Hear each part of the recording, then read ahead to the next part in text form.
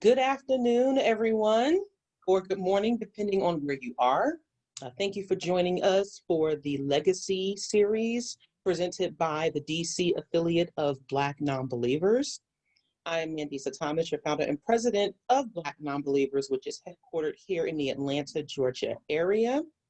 For those of you who aren't familiar with us, we are a 501c3 organization that is dedicated to the support, advocacy, and community building, primarily for Blacks who are atheists and questioning religion in favor of leaving. Our DC affiliate got started in 2014 by Stephen Funches, and started off with the out of a need to have an affiliate there of Black Nonbelievers in the area. We went through a transition period in which Danile, aka Ro, picked up as organizer for the affiliate, and it's been going strong ever since. And I really appreciate his organizing, his participation, and his talent and creativity in continuing the affiliate for being there in the DC area. And he's been wonderful and instrumental in organizing social events, collaborating with other organizations, including secular organizations based in the area, doing some lobbying as well as other programs. And so we're happy to participate and collaborate this afternoon and for the next few weeks with the American Humanist Association on this event. And before I turn it over to him, I'd like to just share how you can support Black Nonbelievers more. If you tuned in, I appreciate everyone who tuned in to the most recent Harvard Humanist of the Year award ceremony, in which myself, Sekibu Hutchinson, and Ijoma Alua were honored. It is through your support and your participation that we continue to do what we do and we continue to grow. And I'd like to ask that you consider, again, following us on social media, everywhere you find us on social media, as well as giving your support. And you can do so directly through our website at Black Nonbelievers. You can make your contributions monthly there. We are also available. We are also available on Cashapp. You may donate. You may request donations through local foundations that may find our organization worthy of supporting. You may also designate purchases through Amazon Smile. We now have a TD Ameritrade account, so you can transfer stock to us, and also other workplace giving programs. Notable exception is the combined federal campaign.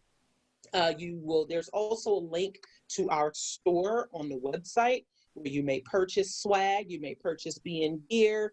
We have coffee mugs, shot glasses as well. Everything that you see there does support our work and our efforts, and we definitely appreciate you. We are also regrouping our events for 2021.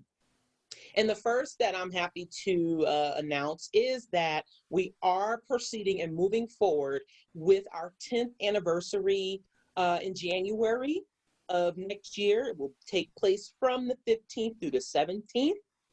And our speaker today will be one of our guests for that. We have viewed the safety security measures for the hotel where it will be in New Orleans. And we are very, very satisfied that we will have a very safe as well as fun and informative and supportive time.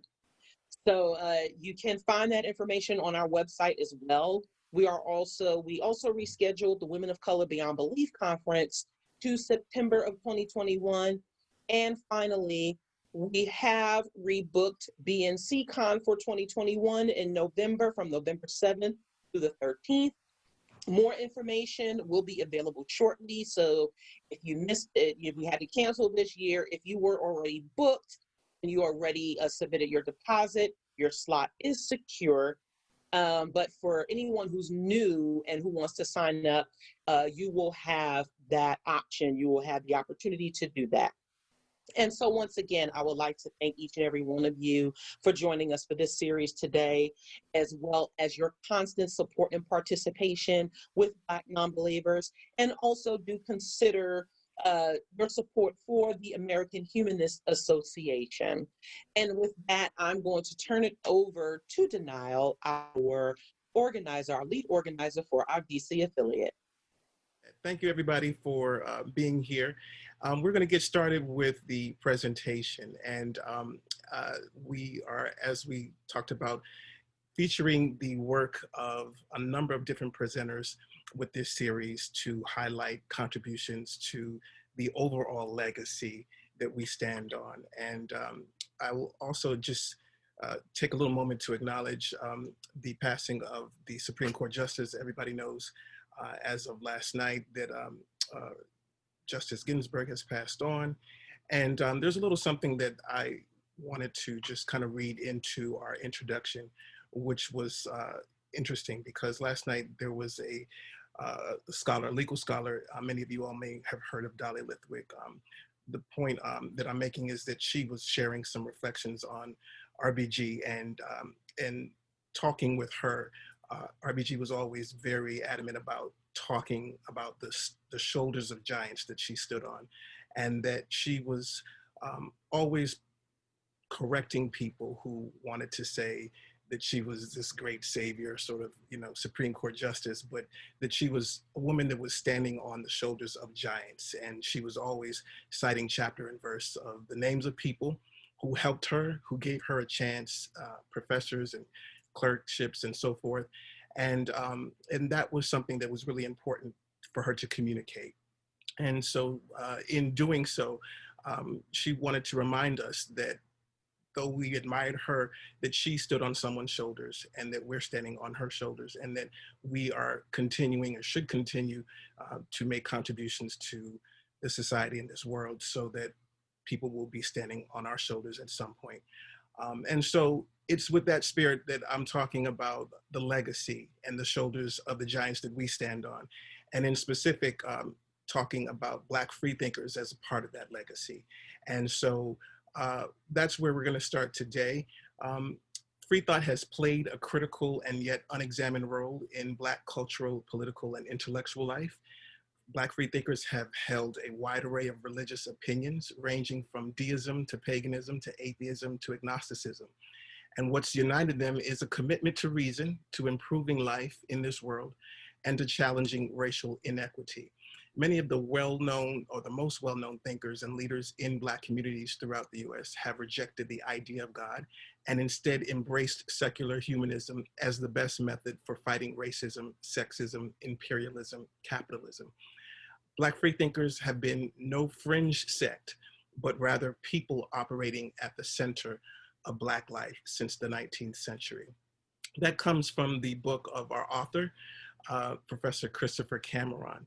And we are incredibly excited to welcome him today as a part of this series called Legacy. I'd like to turn it over to Professor Christopher Cameron, and we're going to have him speak. He's going to give a presentation on Black freethinkers. Many of you all may know the book, Black Freethinkers, that he wrote, which is a history of African-American secularism. And he's going to be expounding on this subject. And once he's done, I'm going to ask him a few questions.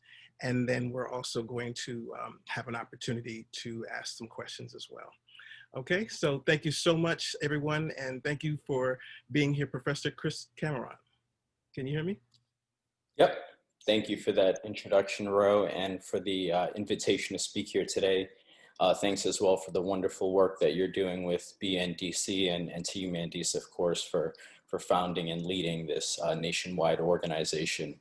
And thanks to all you for being here this afternoon or this morning if you're out on the West Coast. I really appreciate your presence and look forward to sharing some of my work with you. So my presentation today comes from chapter 4 of my book, Black Freethinkers, A History of African American Secularism, which was published last year by Northwestern University Press. I'm going to talk a little bit about just sort of how I got into the project, some of the main sources that I use in the book. I'll give a very, very brief synopsis of the first 3 chapters of the book, but I'm going to expound on that in the last talk of this series when I give a sort of broad overview of the history of Black free thought. And then I'll delve into the civil rights movement, the Black Power movement, and end with a discussion of the Black arts movement and African American free thought. So I started researching the history of Black freethinkers in 2013. For me, this was both a sort of personal and a scholarly project.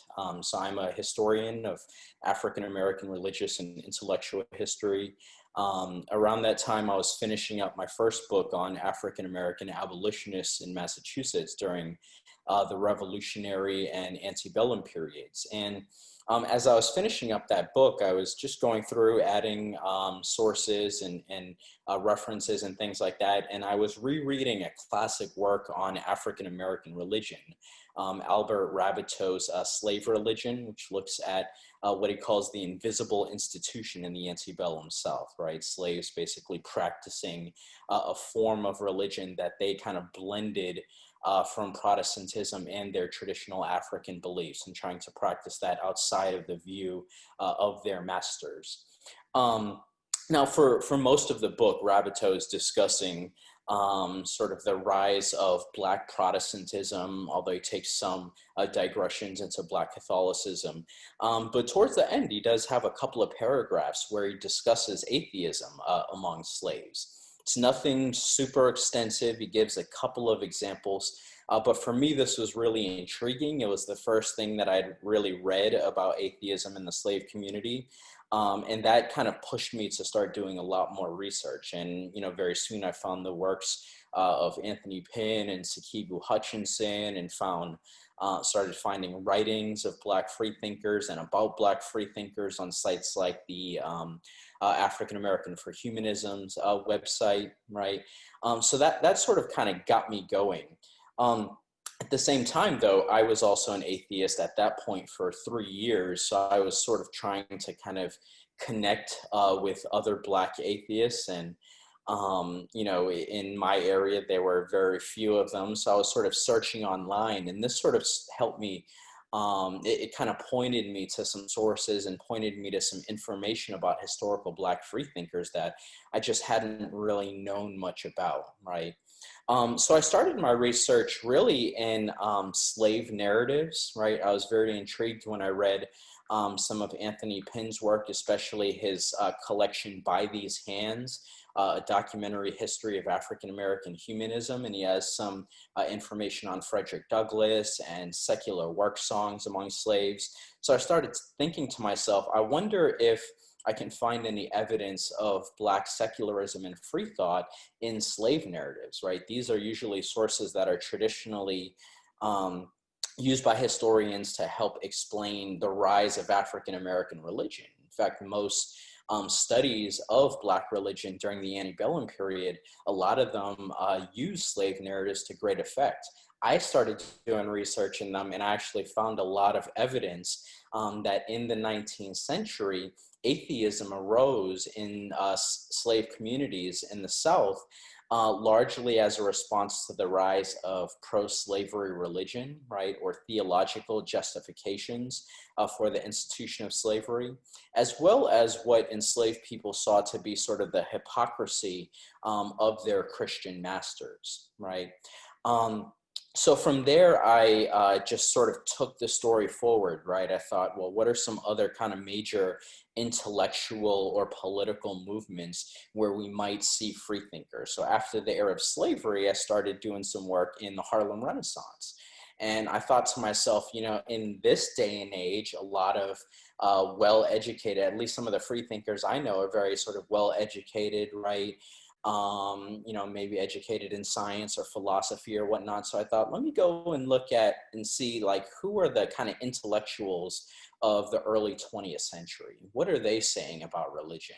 And I found that a lot of the writers of the Harlem Renaissance period, which is what chapter 2 of the book focuses on, a lot of those writers were likewise freethinkers, right? Langston Hughes, Claude McKay, Elaine Locke, Zora Neale Hurston, Nella Larson, W.E.B. Du Bois. And there are plenty of sources, right? Archival sources, correspondence, personal papers, novels, right? Nella Larson's Quicksand, which Sikivu Hutchinson analyzes in her book, Moral Combat. Also autobiographies. Langston Hughes's autobiography, The Big C, he talks about the origins of his non-belief, right? Zora Neale Hurston's autobiography, Dust Tracks on a Road, same thing. So, you know, there are all types of wonderful sources documenting the presence and significance of free thought in Black cultural, intellectual, and political life during the early 20th century. Now, right around the same time as the Harlem Renaissance, you also have the rise of African-American socialists and communists. And I thought to myself, this is a group of people who you're probably very likely to also see freethinkers, right? I'd come across Jeffrey Perry's biography of Hubert Harrison, and he also has a collection of primary source documents from Harrison. And I thought to myself, you know, if Hubert Harrison is agnostic, right, it's probably the case that other Black socialists and communists during this time period are freethinkers, especially because these are political parties that among white adherents of socialism and communism are known to be very sort of antithetical to religion. Right, the Comintern, the Communist International in 1926 put out a directive towards communists all across the world, basically saying, we expect you to be atheists, right? That the default position, religious position of communists is atheist, and that our political philosophy is antithetical to Christianity. Now, for African Americans, that story would be kind of complicated. Robin D.G. Kelly, in his work Hammer and Hoe, shows that a lot of Black communists in the South were actually able to sort of fuse their Christianity and their belief in communism, right? But for Black communists in the North, in Chicago, in Detroit, in New York City, they're much more likely to be freethinkers, right? So Harry Haywood, one of the leading Black communists of the 1920s and 1930s, the man who came out with what is known as the Black Belt thesis, basically saying that African Americans are a nation within a nation who are deserving of self-determination like other nations around the world. He was an agnostic, just like Hubert Harrison. Others were Louise Thompson Patterson, right? W.B. Du Bois as well. He's somebody who sort of spanned the Harlem Renaissance and socialism and communism.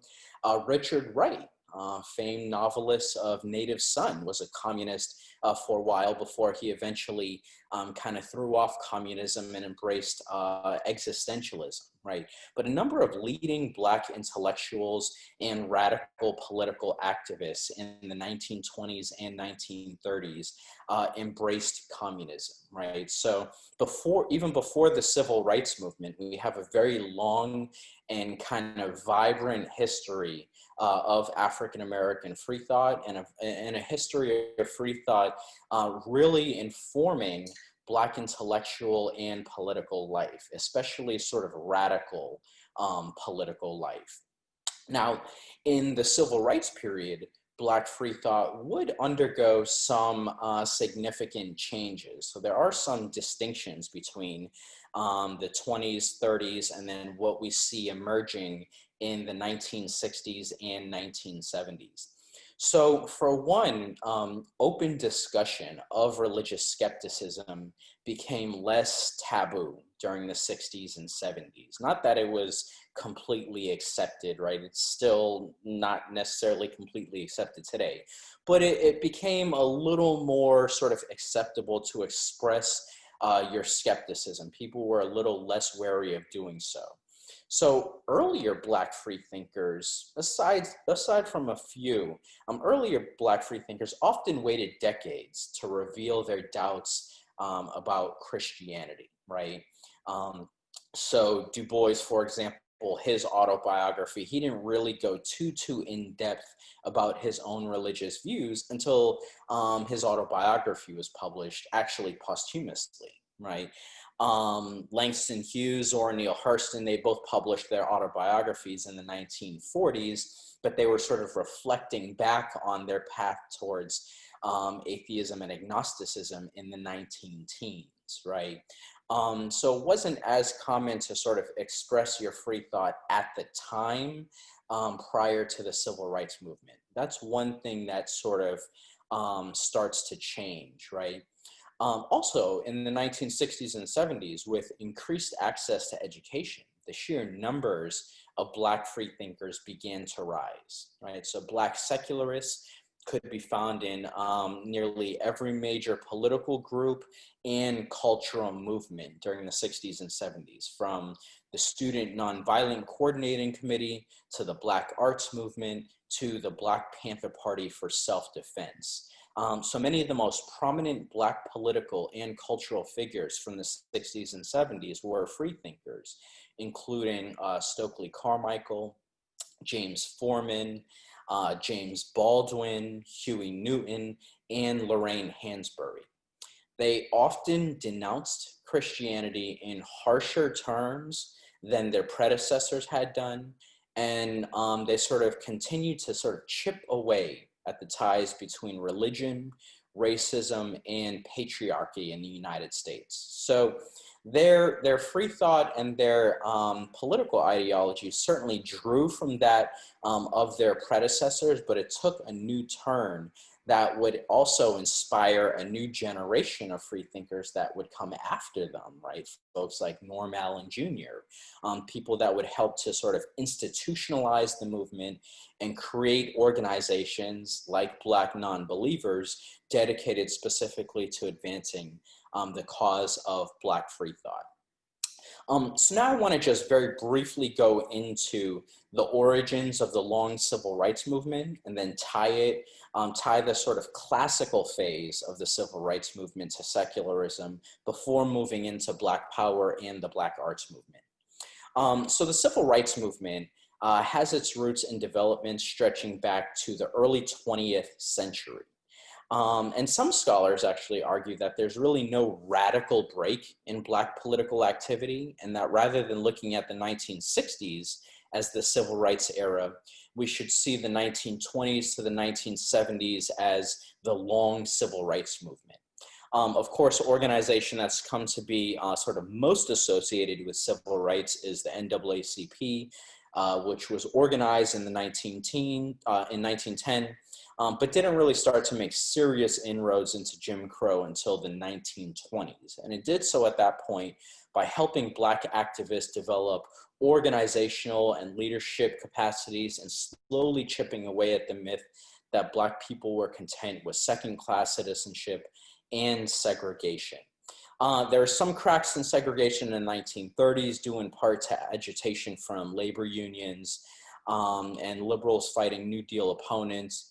But the condition of most Black people in the country changed little during the decade. However, the 1940s and the onset of World War II would stimulate sort of a new sense of militancy and militancy among African Americans. So during World War II, membership in the NAACP would increase about tenfold.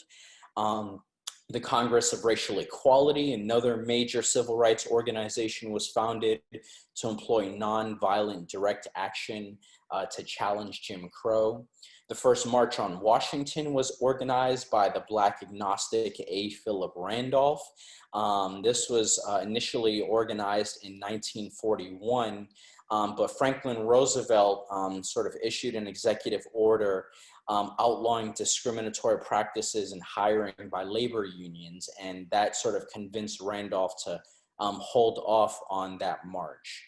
But the rise of Nazism, the decline of imperialism, also led to sort of challenges to racism during the 1940s. So these would culminate in the famous Brown versus Board of Education decision in 1954 that outlawed segregation in public schools.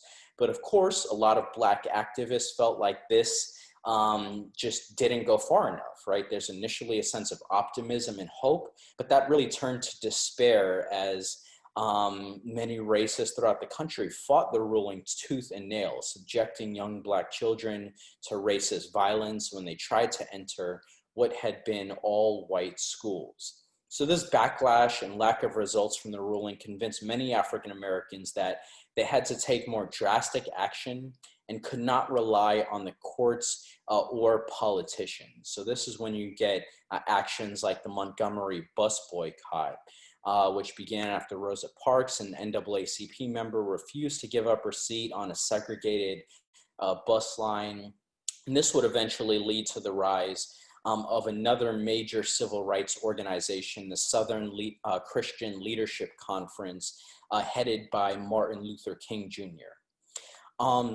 So by the mid-1950s, we've got sort of the big three civil rights organizations: CORE, SCLC, and the NAACP.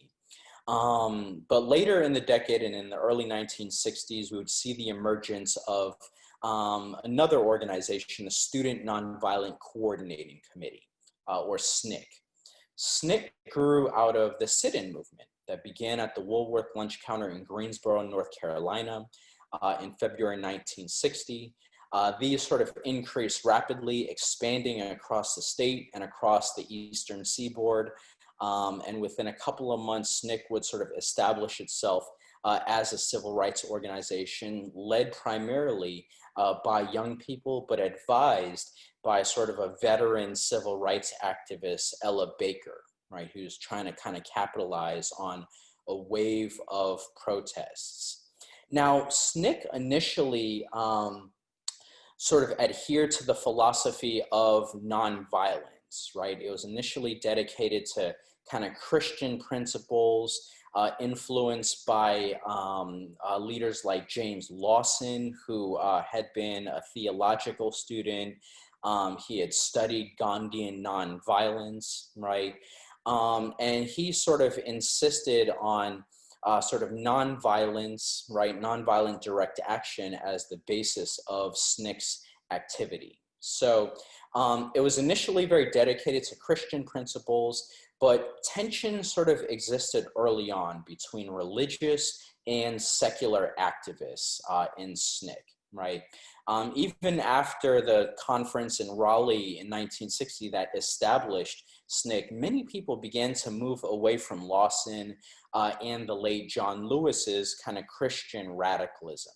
And in 1961, tensions would rise even higher as members debated whether to focus on nonviolent direct action or engage in activities such as voter registration drives, right?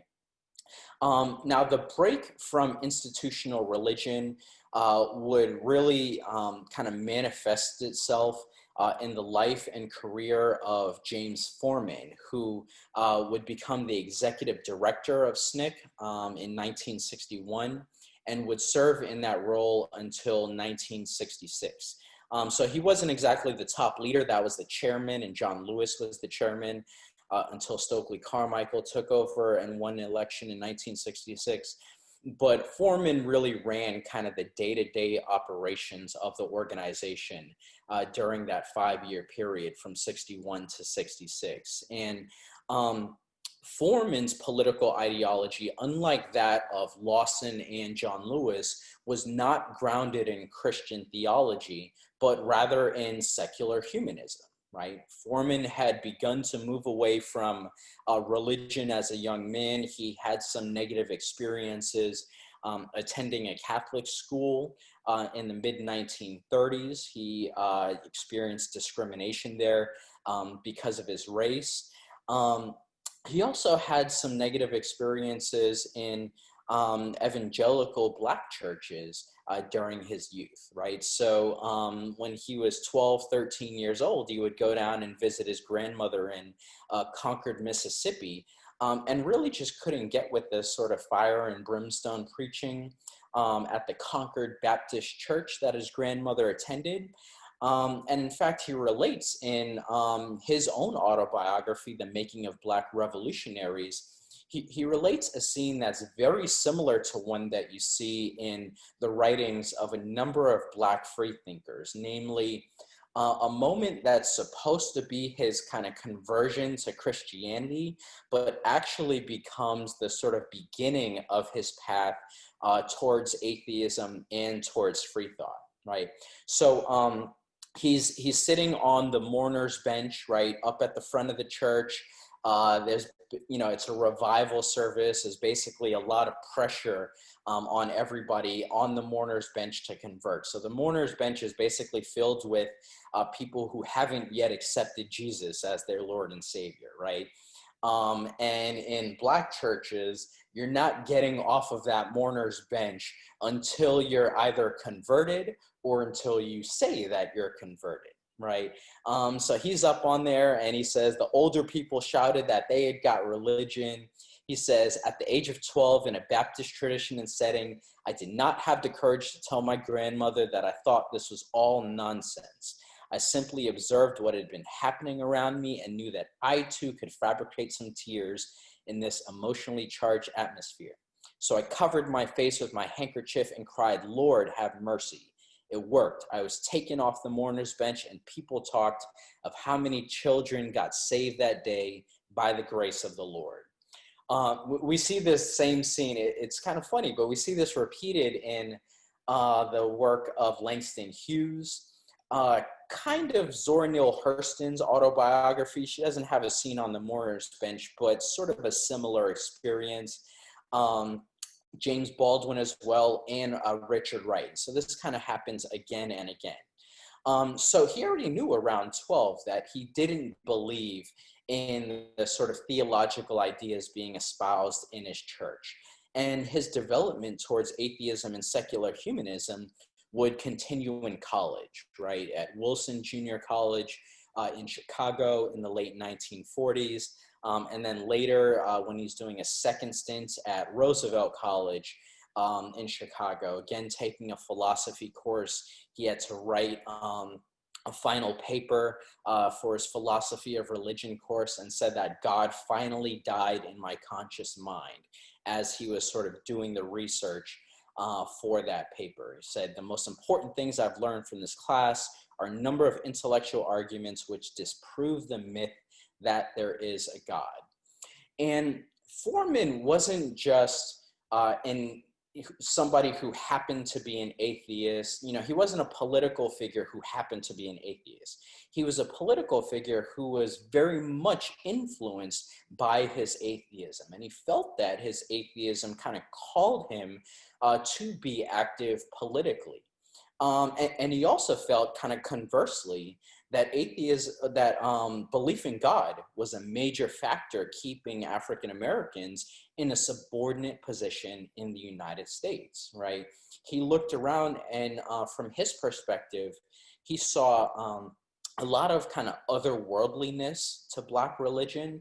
And he thought that Black religion promoted sort of disenchantment from the realm of politics. He thought that it was something that was actually hurting African Americans because it was causing them to sort of look towards God for help rather than doing the work and kind of organizing themselves here on earth, right? So he began to be politically engaged while he was in college. And then, like I said, later on would become very much sort of involved in and a leader of the Student Nonviolent Coordinating Committee, one of the sort of big four civil rights organizations as of 1960. Now, along with James Foreman, Stokely Carmichael was another kind of key freethinker of the civil rights movement. And both of them together were some of the earliest supporters of Black power kind of as a political ideology and as a political movement. Now, Black power is something that would sort of grow out of the traditional civil rights movement, but would also kind of challenge that movement in that Foreman, as a leader of SNCC, was part of this classical civil rights movement, but would sort of help to inaugurate a transition to Black Power and to this broader Black Power movement. Now, I mentioned Stokely Carmichael as another figure who was a kind of leading intellectual articulating the philosophy of Black Power. Carmichael he had grown up in the West Indies for the first 10 years of his life, then lived in the Bronx, where he, as a teenager, attended the Bronx High School of Science. And so for him, kind of in a similar fashion to Foreman, studying science, studying philosophy would also lead him to sort of be able to articulate opposition to ideas of God and traditional Christian theology, right? Stokely Carmichael would attend Howard University for a short period before also becoming involved with SNCC in the early 1960s, participating in voter registration drives and the like. And together in the mid-1960s, Foreman and Carmichael would help to sort of articulate what Black Power was. This is a movement that began in 1966 as a way to sort of politically and economically uplift Black communities, right? So Black Power sort of, it had a number of different components to it, right? For one, it sort of challenged the sort of nonviolent wing of the civil rights movement and said that African Americans had the right to defend themselves, they had the right to use violence in defense of their lives. It also emphasized Black cultural nationalism, right? So pride in being Black. You started to see activists wearing traditional African garbs, right? Rejecting the notion that you needed to be clean shaven to be a sort of respectable activist, right? Wearing afros and things like that. And basically challenging the sort of cultural sensibilities of the United States and of kind of Western culture more broadly. So Black Power would be an ideology that would see its institutional expression in the Black Panther Party for self-defense, which was also formed in 1966, very shortly after Black Power itself kind of came into vogue, right? So the Black Panther Party was formed by Huey Newton and Bobby Seale in 1966. And it was an institution that served to sort of put the political principles of Black Power into practice, right? So they instituted programs like free breakfast for children, right? They started health clinics. If Black Power said that, Black people have the right to practice armed self-defense, the Black Panthers practiced armed self-defense. They started this practice called policing the police in Oakland, California. This was after an unarmed Black man in Oakland was killed in 1966. And early members of the Black Panther Party would basically follow around the police, and if they saw them pull over a Black person, they would get out of their cars too. California was an open carry state. They would have their shotguns, strapped around their backs, and they would just stand there and make sure that nothing untoward happened in that police encounter with that African American, right? So in a number of different ways, the Black Panther Party is sort of trying to sort of institutionalize and practice the political principles of Black Power, right? Now, many of the leading figures in the Black Panther Party were also freethinkers, right? So Huey Newton, in his autobiography, Revolutionary Suicide, as well as a number of speeches and essays that he gave, notes his own sort of engagement with existentialist philosophy, with sort of scientific reasoning, and he rejected God. He was an atheist, even though he had sort of grown up in a very devout household and had even considered becoming a preacher like his father at one point. Right. Eldridge Cleaver, who was the information minister of the Black Panther Party, in his book Soul on Ice, notes that he had actually accepted free thought while he was in prison during the 1950s after reading Thomas Paine's The Age of Reason, right? And he notes a number of people that he was incarcerated with likewise were atheists, right? David Hilliard was another sort of leading figure of the Black Panther Party to embrace atheism.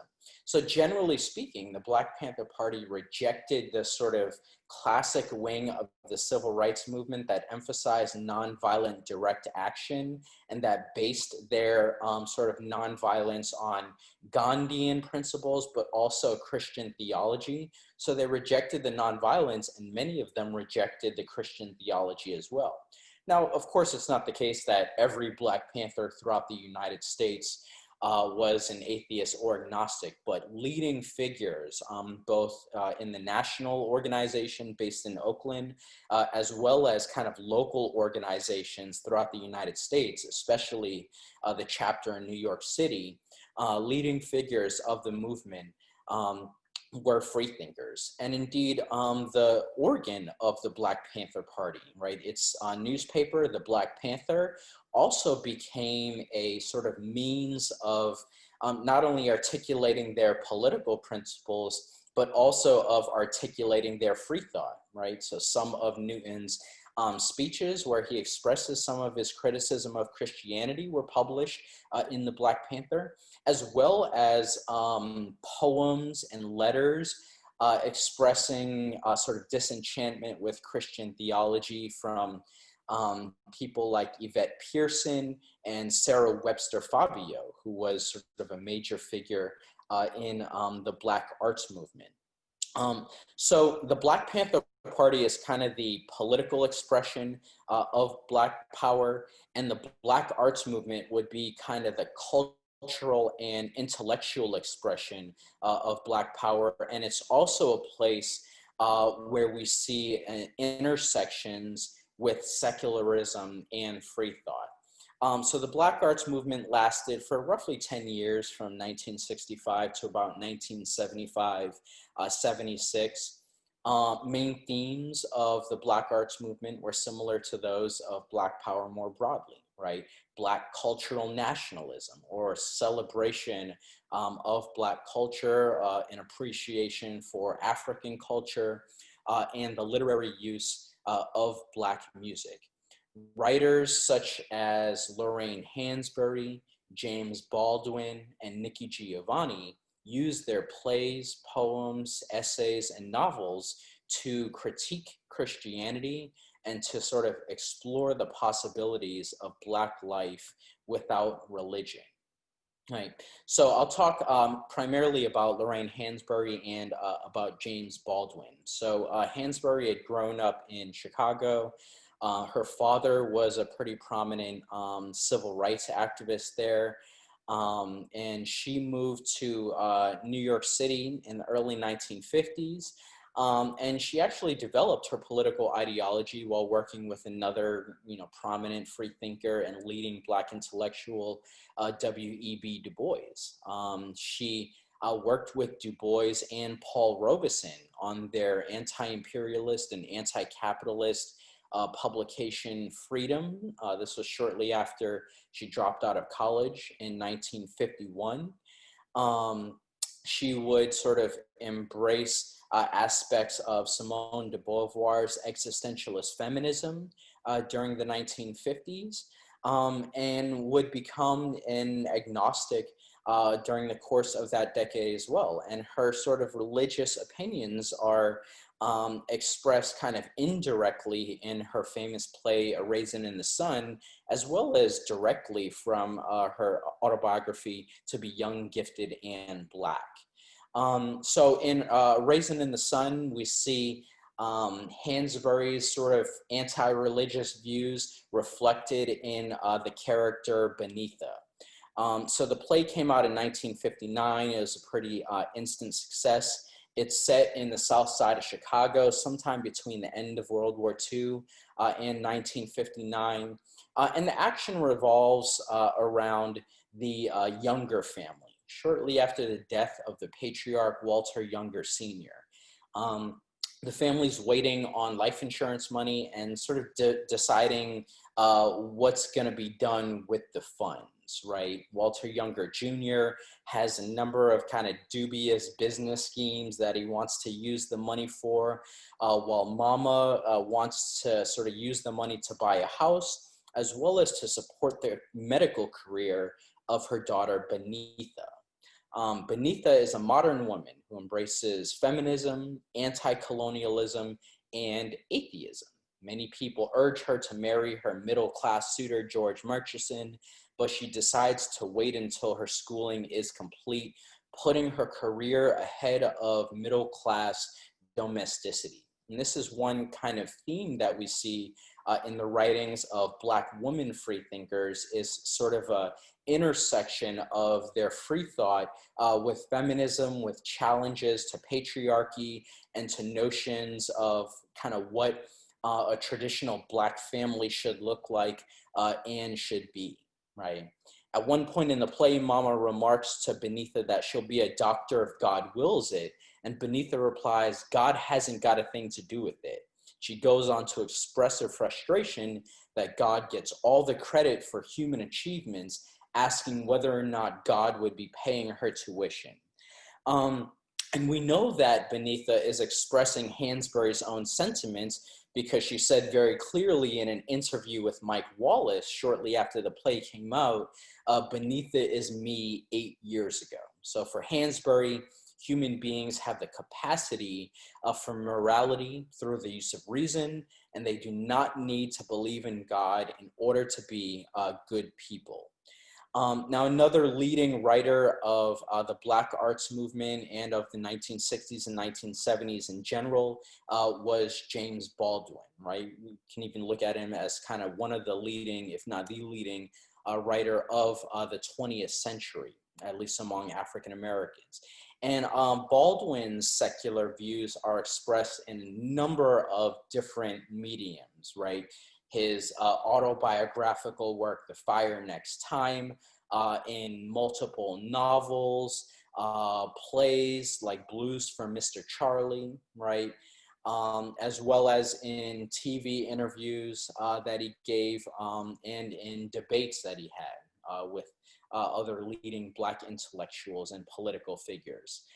In The Fire Next Time, Baldwin discusses his experiences as a teenage preacher in a Pentecostal church in Harlem during the 1940s. He was a preacher for 3 years, from 14 years old to 17 years old.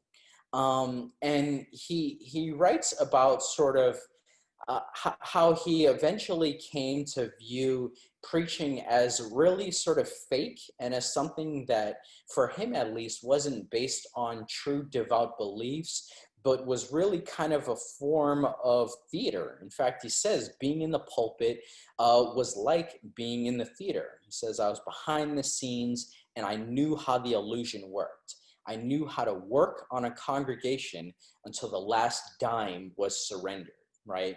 And eventually, at the end of his 3 years, he came to feel that religion, like James Forman, he came to feel that religion really promoted an otherworldly disenchantment from the political sphere, right? He says, by the end of that 3 years, it took all that I had not to stammer, not to curse, not to tell my parishioners to get up off their knees and go and organize a rent strike or some other form of political activity, right? So Baldwin eventually adopted a secular humanist perspective, and he came to believe that Christianity would not be an effective tool for achieving racial equality and political power for Black people. So we see that during the civil rights era, free thought is really is growing considerably among African Americans.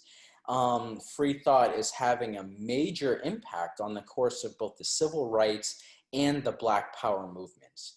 We've traditionally seen the civil rights movement as a religious one because of the prominence of figures like Martin Luther King Jr., not only in historical studies, but also in popular culture.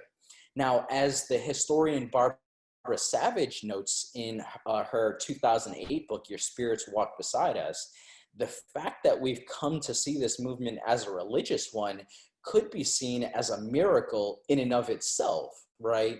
Because if we actually look at the number of churches, a number of Black churches that participated in the movement, it's very few, much lower than we would think. She estimates that less than 10% of Black churches during the 1950s and 60s actually engaged in overt civil rights organizing. Now, this isn't to sort of completely discredit or discount the influence of African American religion in the civil rights movement. We know that there was an important kind of social gospel strain in Black religion. Black religious figures and lay people were, obviously very prominent in the movement. Churches served as organizing and meeting spaces. But to date, I think we have kind of discounted and ignored the opposite side of that story, namely the importance and the prominence of freethinkers in this movement as well. Not only in the Black Power movement and in the Black Panther Party, but also in some of the kind of traditional organizations of the civil rights movement, like the Student Nonviolent Coordinating Committee. And if we just kind of go through some of the names that I've mentioned today, right? Huey Newton, Eldridge Cleaver, James Foreman, Stokely Carmichael, James Baldwin, Lorraine Hansberry, W.E.B. Du Bois. These aren't really like fringe people that we don't really know anything about, right? These are kind of leading Black intellectuals, leading political activists who grounded their political activity in forming new organizations and writing novels and plays and contributing to the Black arts movement and the Black Power movement. They grounded all of this activity in their secular perspective, and they helped advance secularism for African Americans and just secularism in the United States in general. So, along with seeing the civil rights movement as a religious one, I think we also need to see this as an important moment for the secular movement in the United States and as a key moment in African American secularism, one that like I mentioned at the beginning of this talk, would really influence a new generation of freethinkers that emerged in the 1970s and 1980s, and that would kind of contribute to one of the most important developments in the history of Black free thought, namely its institutionalization, beginning in 1989 with the formation of African Americans for Humanism and continuing to this present day. So thank you very much, and I look forward to hearing your questions and comments. Thank you, Christopher. Can you hear me? Yep. Sweet, sweet, sweet. So I have a couple of questions that I want to ask, but I'm gonna, like I said to everyone, I would like for everybody else to also have a chance to ask some questions. So if you want, you can, I guess, start to put them in the chat, and Mandisa and I will kind of moderate that so we don't have too much crosstalk. But when I asked you to do this, first of all, everybody, I was completely in love with this book and still am. I have it marked up with all these notes. And so I'm a total fan, and I got a chance to see you last fall when you came to DC. And this was such a eye-opening book. And there are people who I have been taught about since very, very young. I had very, politically active Black parents. I'm Caribbean American, and my father we're all Crucian, and my mother's from the States. And so we I grew up in a bicultural Black house. And so I learned a lot of things from both angles. A lot of it, which you discuss in the book, you discuss the Caribbean American sort of connection to Mm-hmm. the organizational structures and these characters. We'll get into that a little later. But I grew up knowing about a lot of people, and clearly it made an effect on me, which is why I do this work to this day and how it's informed my views. But it's an amazing, I'm always amazed at how much I don't know, which is, I guess, a good thing. But this is one of those books that really highlights the work of the giants that I was talking about earlier. And how did you get influenced or involved overall? Before I get into other questions, what was your entree into this field of study? Really, it was sort of my work in African American religion in general, right? As well as my own kind of personal history as a freethinker. So I became an atheist sort of kind of in two stages. So I became an atheist, and then I'd say I became more of a Black atheist, right? So I became an atheist after reading like Richard Dawkins and Sam Harris, and intellectually I was convinced of atheism. And then I think I got more committed and wanted to connect with other Black atheists and free thinkers after reading Sakivu Hutchinson's work, and really realizing the kind of political commitment that should come along with atheism, right? That it isn't just an intellectual exercise, and it isn't something that should just focus on separation of church and state, but should really focus on bringing about racial justice in the United States, and attacking systems like patriarchy, right, and heteronormativity. So it really grew out of my personal desire to connect with other Black freethinkers, right? And it, for me, it was hard to kind of separate the scholarly from the personal, right? So I would be up on Twitter following other Black freethinkers and seeing, they would share a blog post about Hubert Harrison, and I can't just go read the blog post. I got to go like research Hubert Harrison, right? And find everything that I can about him. And so, yeah, it was really just a combination of the personal and the scholarly for me. And it just so happened that at the time I was finishing up a book. I was looking for a new project, and I liked my first book, but I can't say I was as passionate about it as I was this, because this like really kind of touched me personally, right? I felt like I was researching my own history. So yeah, that's sort of how I got involved in it. Absolutely. And in general, because just this story is so vast in terms of the characters and the contributions that they make, this is kind of an easy question. This isn't particularly scholarly, but the feelings when you connect to this history, it can be overwhelming, right? And sometimes that can, the overwhelming feeling is a good feeling because it induces you to study, but it's also depending on who you are, and especially to our friends and allies who are not Black, some people do feel a sense of kind of a apprehension, or maybe even a guilt or a shame around not knowing how big and how many contributions have been made. What would you say to that feeling that anybody could have of just like, wow, like I feel so bad that like I didn't know this, or like where do I start, or how do I make sense of not having known this all of my life? Like, can you speak to a little bit to those feelings? Yeah, I don't think anybody should necessarily feel that way, because even most Black atheists that I talked to didn't necessarily know this history, right? So some of it is in well-known sources, right? If you read Frederick Douglass's narrative very closely, you can see some atheism there. But a lot of these sources are ones that you wouldn't necessarily read unless you were a historian or a literary scholar or something like that. And like you mentioned in the first question, we learn about a lot of these figures, but we don't learn about their religious beliefs, right? Those are kind of glossed over. So in high school, we might read Zora Neale Hurston's Their Eyes Were Watching God. But we don't necessarily read her anthropological work of Mules and Men, where she's sort of critiquing ideas of God. And we certainly don't read her autobiography, right, where she's articulating her agnosticism and her deism, right?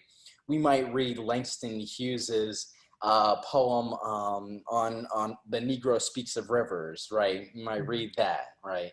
But we don't read The Big C, where he's talking about his own fake conversion experience as a teenager, right? And his father's sort of aversion to Christianity and how that influenced him. We don't read that stuff. So, you know, this is something where you kind of have to dig deep for some of this history, right? And I'm glad I was able to sort of to do that work, right, as a historian and present it in what I hope is kind of an accessible way, right, and sort of bring together all of these disparate stories and tie them together and really show how free thought has developed from the 19th century up through the civil rights movement. And I'm also working on a second book, a second volume that will take the story from 1975, where Black Freethinkers ends, up until 2020, and discuss, like I said, both that institutionalization of Black free thought and its growing prominence in Black film, music, and popular culture more broadly. Right. You start the book, everybody, just so that you know, I really wanted to give Professor Christopher an ample amount of time to really just kind of just go. Like, you know, we talked about this series a long time ago, last year, and then we had to kind of rework everything with the pandemic. But it was always sort of built around this sort of these people, these giants, and so I always wanted him to just kind of just take us wherever he wanted to take us. He's going to be back at the close of this series, which will be at the mid-October. And so for those of you who have the book, which you can get on Amazon, Black Freethinkers, if you have the book, you can get it on Amazon. But the book starts in the early 19th century, or am I correct, right? And then it moves up. And so there's a considerable amount of work that he spends just talking about all the different people from the Civil War era, or late slavery Civil War era, and up into the 1910s and 20s and so forth. And then eventually where we are today, where he was just talking about. In the earlier examples that you have in the book, almost everybody, not everybody, but a lot of the prominent characters are male.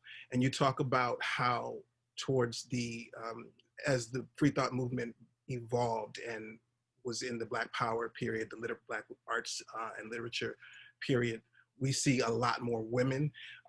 We see a lot more, you know, outspoken women who are in the Black Power movement and in the Black arts movement.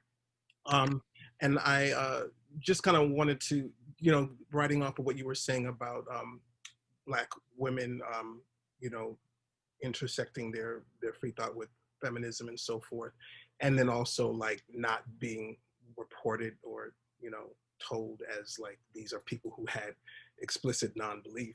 I'm thinking about A Raisin in the Sun. I'm thinking about all of these writers, right? And then, like, I remember I lived in New York, and there was a revival of A Raisin in the Sun in the mid 2000s. You know what I'm talking about? I think it was 2008, 9 or something. Yeah. And Felicia Rashad and Puff Daddy, Puffy Combs, whatever he calls himself. He was, you know, a part of that, and it sold out, and it was a great, run. But I never saw or heard anybody really reference the work in terms of like the implications of like these characters, the daughter that you were talking about. Like is it me? Am I missing something, or is? No, I mean, it's usually a play that's interpreted as speaking to the challenges of the color line, right? Speaking to the challenges of segregation, because Mama is trying to move into a white neighborhood. She's trying to move out of the south side of Chicago to move into a white neighborhood. It's showing sort of how Walter Younger has sort of struggled in this racist society. And it's also discussing sort of what happens when they finally do buy the house in the white neighborhood, with the dude coming over and saying, I think you guys would really be better off selling me the house and all that. So that's how it's generally interpreted, right? Non-belief isn't a major theme in the play, but it comes up, right? And that's the thing with a lot of these writings, is that the secularism doesn't have to necessarily be the central theme, but it also shouldn't be something that we ignore. Now, sometimes even when it is a central theme, though, folks have ignored it, right? So I argue in chapter 2, where I'm talking about the Harlem Renaissance, sort of towards the tail end, Richard Wright wasn't necessarily a Harlem Renaissance writer. He started writing kind of towards the end of the Harlem Renaissance, right? And his autobiography, Black Boy, the whole, really the key theme of part 1 of Black Boy is his growing disenchantment with Christianity, right? I mean, if you read it, that's on like every other page, how he's talking about how he comes to hate religion, and yet people haven't, really recognized that. I read that book when I was a kid. Is that the one with Bigger Thomas? Is that Black Boy? No, that's Native Son. Black Boy is his autobiography. Okay, so I read both of them. It's just been a long time. I need to reread it. But yeah, I read those books, and I still have the impression of it, but I don't, it just kind of went over my head, Yeah. And so sometimes it's a major theme, but other times it's something that's there and that a lot of people kind of overlook.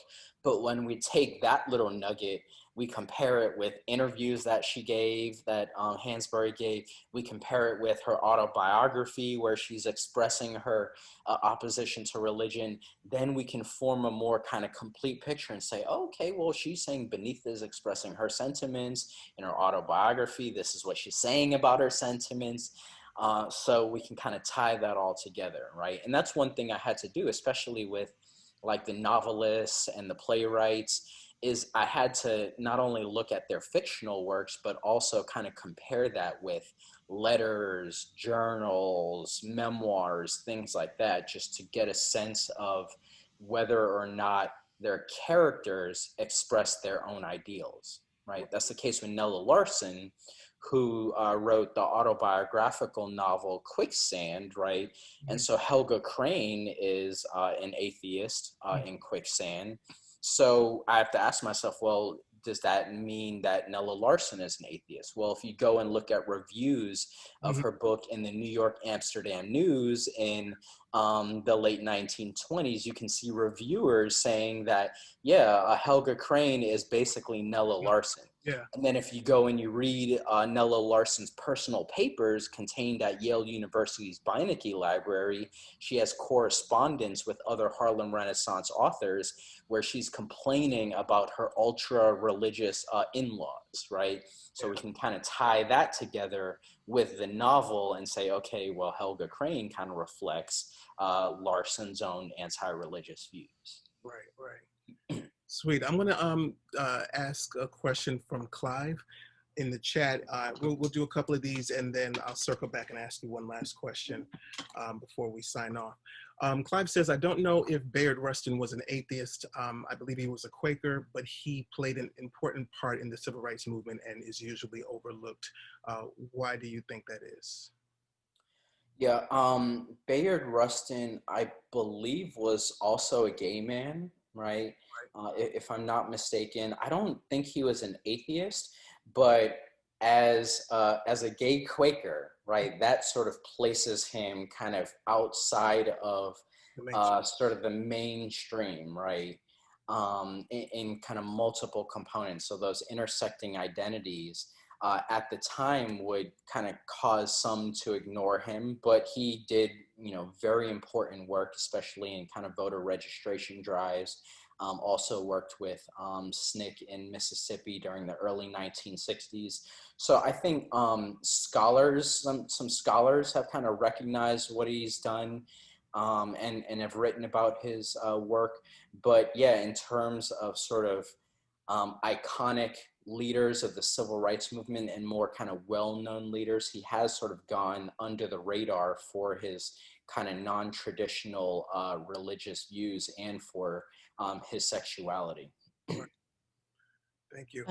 Yeah, thank you. I'm sorry to interrupt, Ro, but there was a question that came in before Clive's that I'd like Chris to answer if possible. So the question does the book cover Malcolm X's work close to the time of his death with the Organization for African American Unity? You know, he spoke at predominantly white, he spoke at white institutions, but he also was looking to work with, you know, the Communist or Socialist Party, as well as James Foreman. Does it also discuss James Foreman's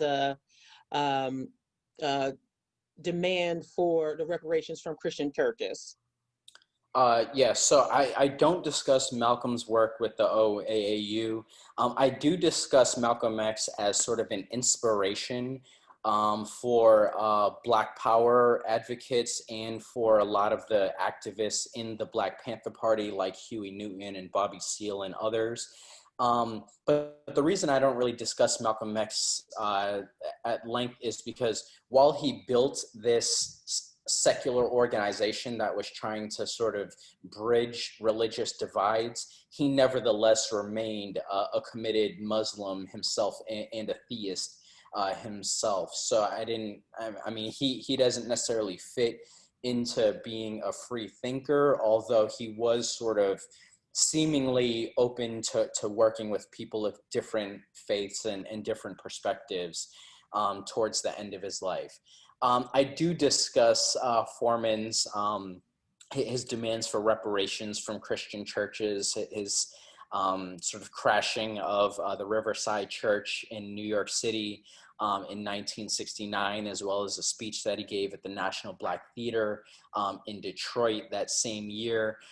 So towards the end of the 1960s, Foreman would embrace socialism like a lot of earlier activists, and would sort of combine his critiques of Christianity with his critiques of capitalism. And like a lot of socialist freethinkers and communist freethinkers would argue that Christianity and capitalism worked sort of hand in hand to maintain the color line, to maintain segregation, not only in the United States, but in South Africa and in various other African nations.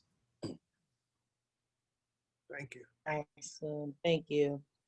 Ro, do you want to take the other questions or do you want me to take them? We can go back and forth a little bit. I'm looking at Uju. I hope I'm pronouncing that right. Actually, there was a question before hers. Before her? Okay. Walter. Yes. Yeah, yes. That's Walter from DC. Hey, Walter. He has a question. He said he saw and was impressed with your talk on Reconstruction a few months ago, and you partially answered what had occurred to him during today's talk. He says, my impression is the face of the civil rights movement was primarily Christian. The main story follows the CLC and is centered in the South. The Black Panthers and the and SNCC are under Toure, are seen as secondary. He wants to know why. Yeah, primarily for the same reason that the Nation of Islam and Black Muslims were seen as secondary, right? Because they sort of fell outside of the pale of Christian respectability. And Christianity in the United States has often been tied into what it means to be an American, right? So folks that do not adhere to Christianity have often been seen as anti-American. That's the case with people of other faiths, and it's certainly the case with people of no faith at all, right? So atheists and agnostics were generally sort of labeled under or kind of grouped as communists, right? And were seen as un-American. In fact, Langston Hughes had to appear before the House Un-American Activities Committee in 1956 and answer for a poem that he had written 24 years before, Goodbye Christ, which expressed, opposition to Christianity, expressed the view that Marx was more important than Jesus, right? So his appearance there is the kind of clearest indication that atheism is seen as un-American, right? And so folks who did embrace free thought, folks in SNCC who kind of challenged the kind of early Christian-centered focus of the organization have been a bit more marginalized in the history of civil rights. And I'm hoping that this book and new emerging work in the field of Black Power studies is kind of serving to start to rectify that and to show us not only the importance of some of these leaders, but also their continuing importance today in sort of influencing the political ideology of people in today's Black Lives Matter movement. Awesome. Thank you for answering that, Chris. So the next question, thanks you for the fascinating talk and for the phenomenal book. Can you talk a bit more about your ideas and research on the struggle of Black women freethinkers against specifically patriarchal oppression and ideology as fundamental to not just resistance against religious limitations, but also within the free thought movement or among male counterparts in non-belief? Mm-hmm. Yeah, this is sort of one of the key themes in the book whenever I discuss Black female freethinkers, right from Nella Larson's work, Zora Neale Hurston's work in the 1920s.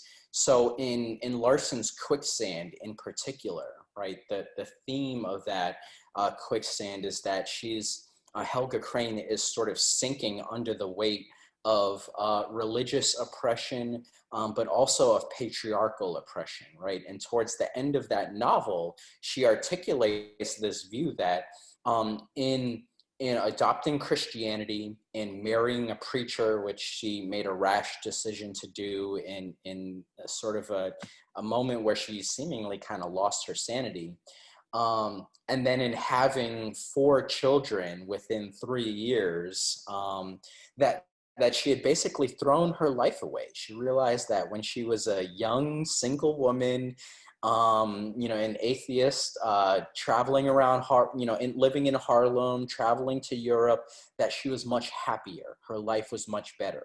But in sort of adhering to the heteronormative and patriarchal standards of American society, she had kind of thrown her life away, right?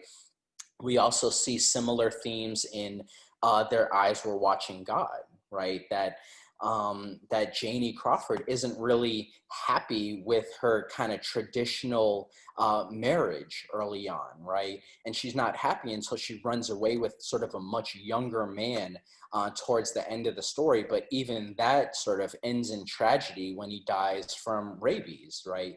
So, she's just not really kind of cut out for the sort of traditional African-American family that her grandmother, as a 16, 17-year-old, that her grandmother is sort of pushing on her, right? She's caught kissing the boy over the fence and her grandmother wants her to marry him, right? She runs away with another dude and is with him for a number of years, the mayor of a Black town, but she's unhappy with him for years, right? And is kind of happy towards the end when he dies. So again and again, in these fictional works, in plays, in poems from folks like I mentioned, Sarah Webster Fabio, we see not only in opposition to Christianity, but also these Black women freethinkers tying Christianity to American patriarchy. And we also see that in the writings of Black male feminist freethinkers, right? Like W.B. Du Bois, A. Philip Randolph, and Chandler Owen in their Messenger magazine in the 19-teens are sort of tying in Christianity and patriarchy and arguing that we need to oppose both and support the vote for women in 1918 and 1919. So we see this again and again, but right from the sort of beginning of Black women free thought writings, they're very clearly tying in feminism and free thought. And that's certainly the case today with writers like Sakivu Hutchinson and speakers like Mandisa here, who in their writings, in their activism, are sort of opposing the sort of male-centric leadership models of the free thought movement that had really dominated up until, 15 years ago or so. Sweet, sweet.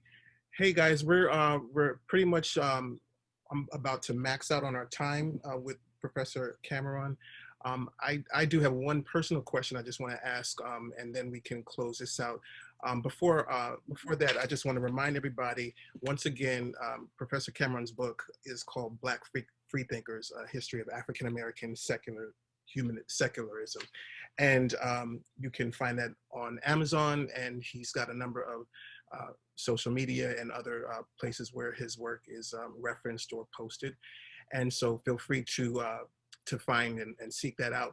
If you have that program that I sent in the chat, there is a quote unquote a program, which is just a little sort of overview of what we're doing. And it has some links to the Black Nonbelievers website, the BNDC website, our Facebook website, our co-sponsor American Humanist Association, their website.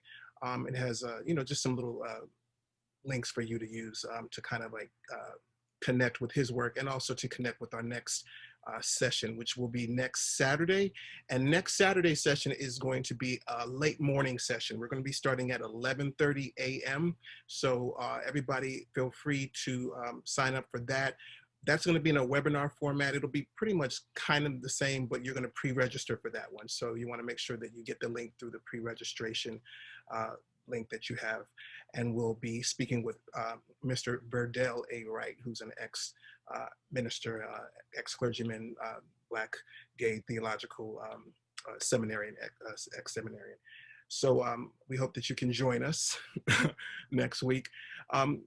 Professor Cameron, before we sign off, can you just, this is kind of an easy question for some, but, playing devil's advocate a little bit, why is it important that we know that these people, these activists, these thought leaders, these playwrights, protesters, why is the non-belief part important? Mm-hmm.